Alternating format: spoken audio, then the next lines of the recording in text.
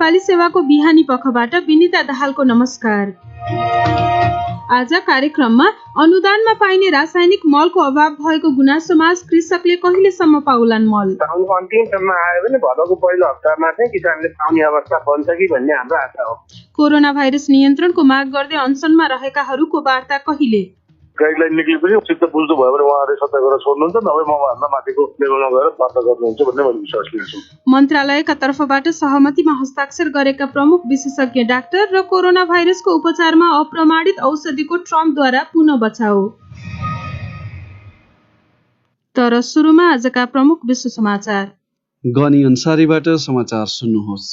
Democratic पार्टीका तर्फबाट अमेरिकी राष्ट्रपति पदका उम्मेद्वार जो बाइडनले नोभेम्बरमा हुने चुनावमा आफू विजयी भए रङ्गभेदका कारण उत्पन्न आर्थिक असमानता हटाउन अर्बौं डलर खर्च गर्ने बताएका छन्। आफ्नो गृहनगर विल्मिङ्टनमा बोल्दै उनले अश्वेत, ल्याटिनो र नेटिभ अमेरिकीका लागि अवसरहरू बढाउने प्रतिबद्धता व्यक्त गरे। राजनीतिक स्वार्थका लागि जनाजान विभाजन र जातिवादको आगो लगाइरहेको भन्दै बाइडनले राष्ट्रपति ट्रम्पको कडा आलोचना समेत गरे। उनले भने, यो दृष्टिकोणको कुरा हो। यो देशमा विभाजन ल्याउन खोज्ने कुरा हो, तर राम्रो कुरा के छ भने मानिसहरू त्यसमा लागेका छैनन्। डेमोक्रेटिक पार्टीका तर्फबाट अमेरिकी राष्ट्रपति पदका उम्मेद्वार जो बाइडन। अमेरिकी सिनेटमा रहेका डेमोक्र्याटहरूले माइक पोम्पेओले विदेश मन्त्रालय चलाएको तौर तरिकाको कडा आलोचना गरिएको एउटा प्रतिवेदन प्रकाशित गरेका छन्। वरिष्ठ पदका लागि अहिले खुला गरिएको आवेदनबाट मन्त्रालय कमजोर भएको र सरकारी सेवाबाट आउने कर्मचारीको अपमान गरिएको लगायत आरोप लगाइएको छ। राजनीतिक नियुक्तिबाट आउने कर्मचारीको आक्रमणबाट सरकारी सेवाका कर्मचारीहरूलाई बचाउन विदेश मन्त्री विफल भएको पनि प्रतिवेदनमा आरोप लगाइएको छ। ट्रम्प प्रशासनका लागि गरिएका कैयौं मनोनयनलाई डेमोक्र्याटहरूले रोकेको पोम्पेओले तर्क गर्ने गरेका छन्। राष्ट्रपति डोनाल्ड ट्रम्पले प्रविधि कम्पनी कोडाकसँग गरिएको एउटा सहमतिको प्रशंसा गर्दै औषधि सम्बन्धी अमेरिकी आत्मनिर्भरताका लागि त्यो महत्त्वपूर्ण कदम हुने बताएका छन्। ट्रम्प प्रशासनले कोडाकलाई 76 करोड 50 लाख डलर ऋण उपलब्ध गराउने सहमति जनाएको छ, जुन रकम औषधिका लागि आवश्यक रासायनिक तत्त्व उत्पादनमा खर्च गरिनेछ। क्यामेरा र फिल्मका लागि परिचित कोडाकको निम्ति औषधि उत्पादन नयाँ क्षेत्र हुनेछ। काबुल स्थित अमेरिकी उच्च कूटनीतिज्ञ रोस विल्सनले अफगान सरकार र तालिबान लडाकुहरू बीच भएको युद्ध विरामको स्वागत गरेका छन्। यसै बेला दुई पक्षले छिटै शान्ति वार्ता सुरु गर्न सक्ने उनले आशा समेत व्यक्त गरेका छन्। तालिबान लडाकुहरूले मुस्लिमहरूको ईद उल अजहा पर्वका लागि 3 दिने युद्ध विराम घोषणा गरेपछि विल्सनको प्रतिक्रिया सार्वजनिक भएको हो। एउटा वक्तव्यमा उनले शान्तिका साथ पर्व मनाउन अफगान जनता हकदार भएको उल्लेख गरेका छन्। र भारतको आर्थिक राजधानी मुम्बईमा ठाउँ ठाउँमा गरिएका रगत परीक्षणबाट झुपडी बस्तीका 57% मानिसलाई कोरोना भाइरस संक्रमण भएको देखिएको छ। त्यसको तुलनामा त्यहाँ नबस्ने व्यक्तिहरूमा संक्रमण दर कम पाइएको छ। मुम्बई विश्वका ठूला मध्ये एउटा सहर हो र त्यहाँको ठूलो जनसङ्ख्या झुपडीमा बस्छ। गत हप्ता दिल्लीमा गरिएको त्यस्तै सर्वेक्षणले 1/4 जनसङ्ख्यामा कोरोना भाइरस भएको देखाएको थियो। यो बीबीसी नेपाली सेवा हो।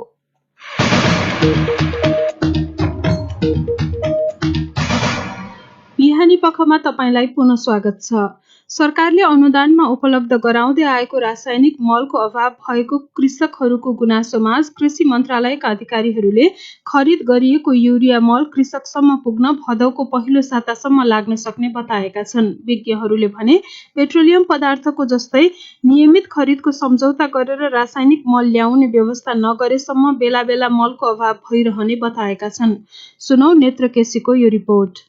सरकारले वर्षेनी युरिया, डिएपी र पोटास नामक रासायनिक मलहरू बजार मूल्य भन्दा 30 देखि 65% सम्म सस्तोमा कृषकहरूलाई उपलब्ध गराउँदै आएको छ, जसका लागि गत आर्थिक वर्षमा झन्डै 10 अर्ब रुपियाँ विनियोजन गरिएको थियो।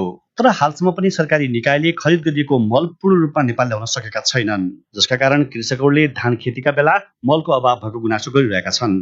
सबैभन्दा अभाव देखिएको युरिया मल नै 71,000 मेट्रिक टन नेपाल ल्याउन नसकिएको बताइएको छ।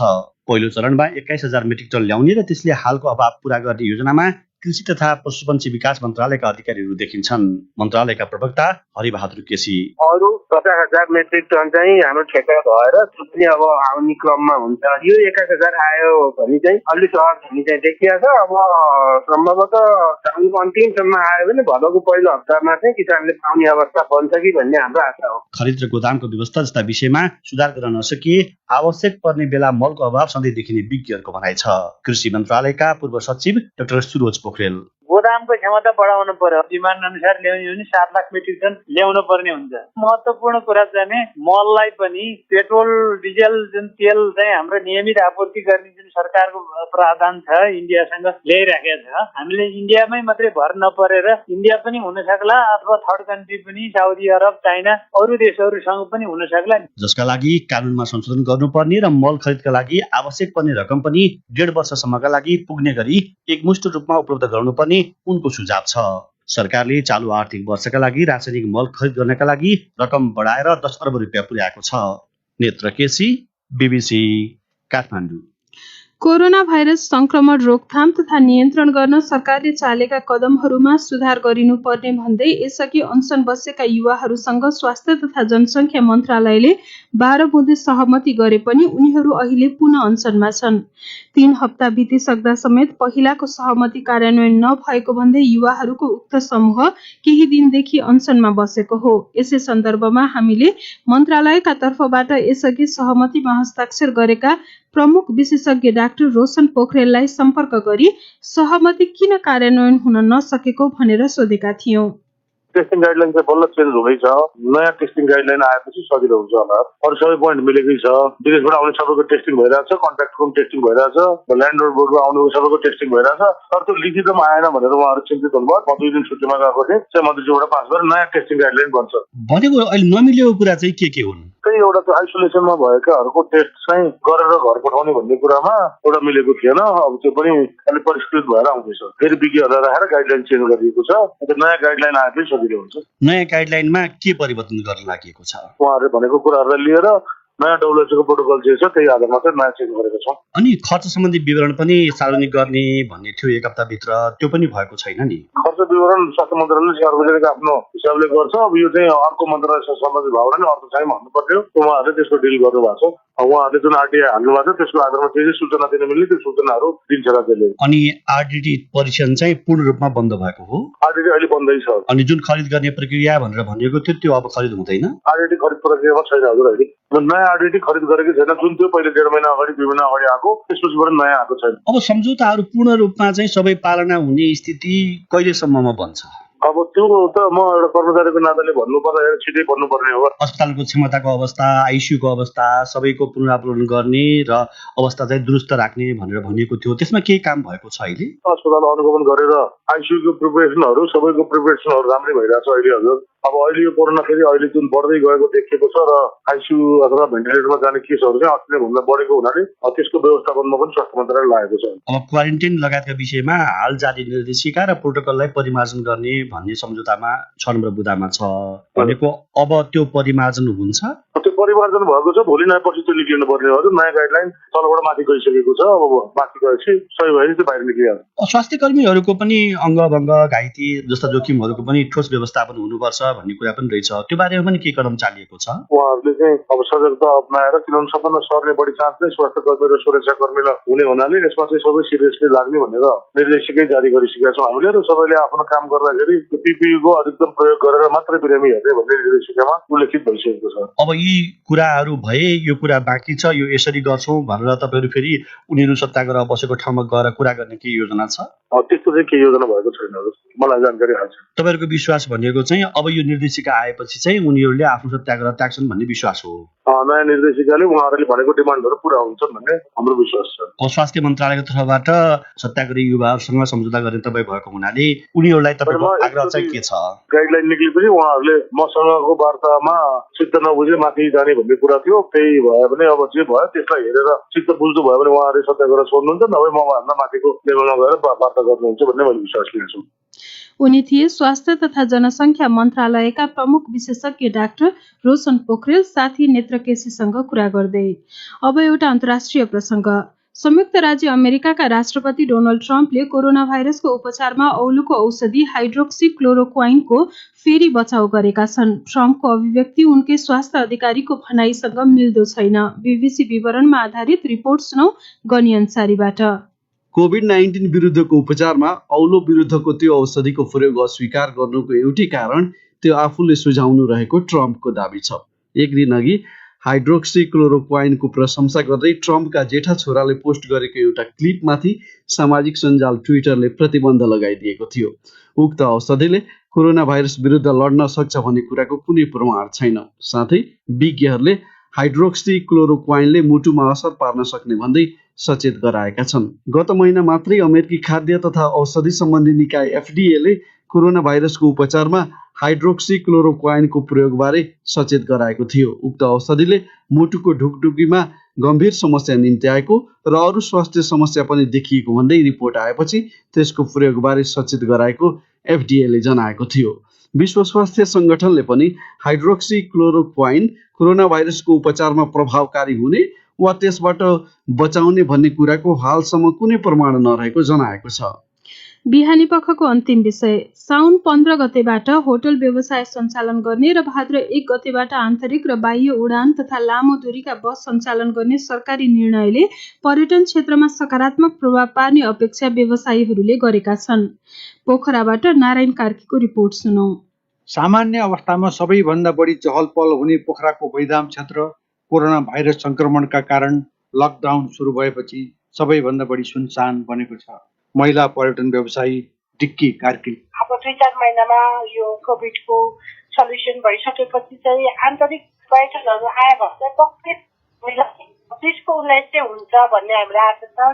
किनभने something is better than nothing म भन्न चाहन्छु। लामो समयको लकडाउनका कारण बन्द भएका कतिपय होटलहरू सदाका लागि बन्द भएका छन् भने भएका होटल सञ्चालनमा ल्याउन पनि सहज अवस्था नभइसकेको क्षेत्रीय होटल सङ्घ पोखराका अध्यक्ष विकल्प तुलाचनको भनाइ छ। अहिले जस्तै धेरै जस्तो बन्द भएको त अब त्यही बालमा लिएर सञ्चालन गर्नेहरू अहिलेको समस्याले गर्दाखेरि उहाँहरू चाहिँ बन्द गरेर जानुभएको 70 जतिको हाराहारीमा छ।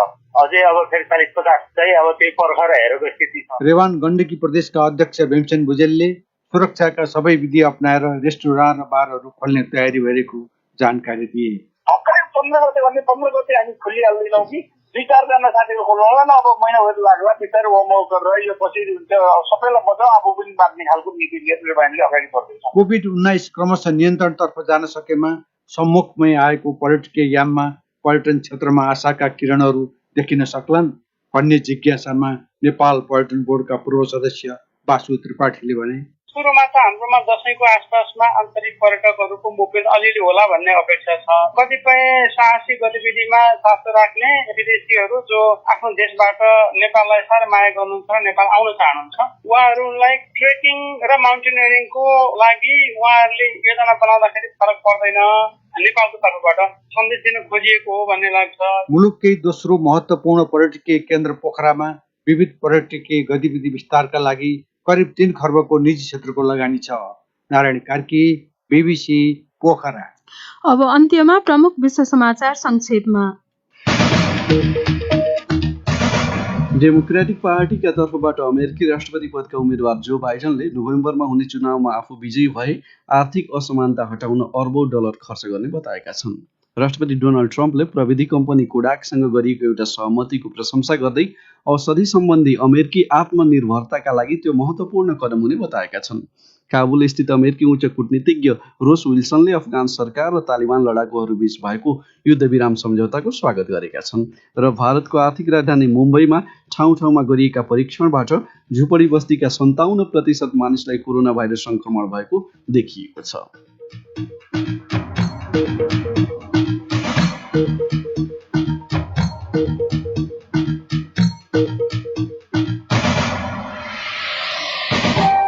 हवस् त यसका साथै बीबीसी नेपाली सेवाको बिहानी पख यही सकिन्छ। बेलुकी 9:15 बजे साँझ पख लिएर हामी फेरि उपस्थित हुनेछौँ।